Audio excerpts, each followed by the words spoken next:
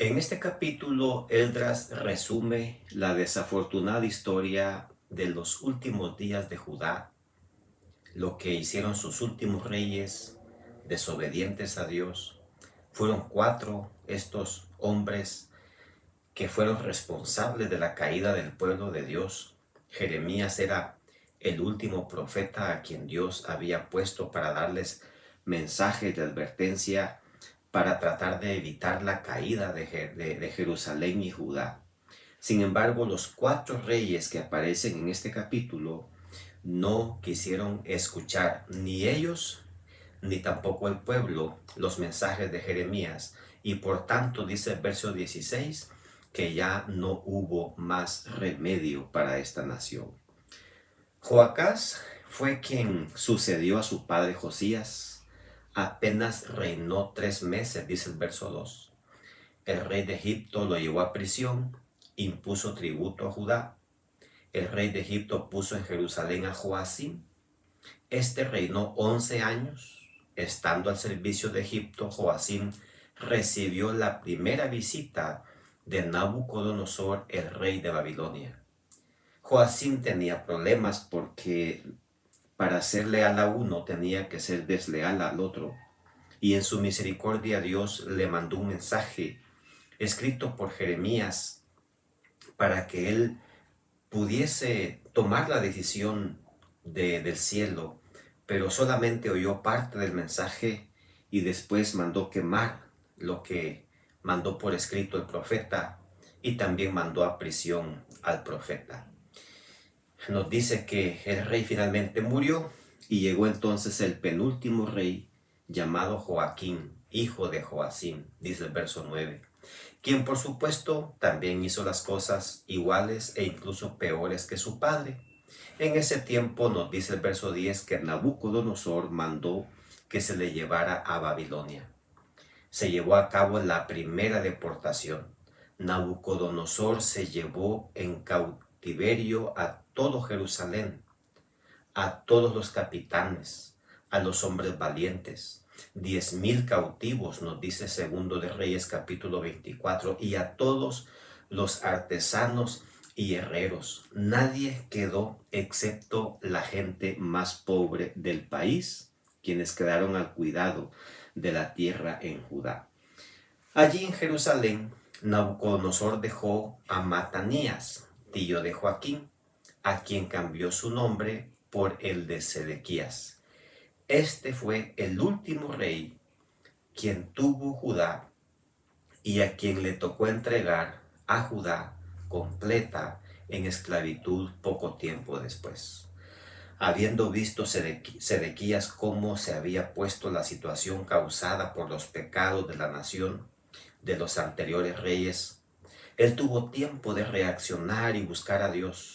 Sin embargo, en los 11 años de gobierno, nos dice el verso 12, que este rey hizo lo malo ante los ojos de Jehová su Dios.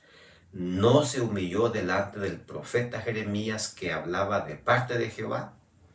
Y por supuesto, en sus manos estaba la última opción que tenía Judá y lamentablemente no la aprovechó y no pudieron evitar la desgracia.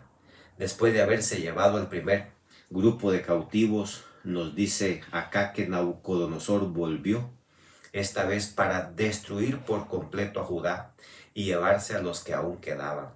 En el 9º año del reinado de este hombre pagano Sedequías, el último rey, en el 10º mes de ese 9º año, en el día 10 del mes, vino Nabucodonosor, dice Segundo de Reyes 25. Tanto él y todo su ejército sitiaron a Jerusalén por 1 año y medio.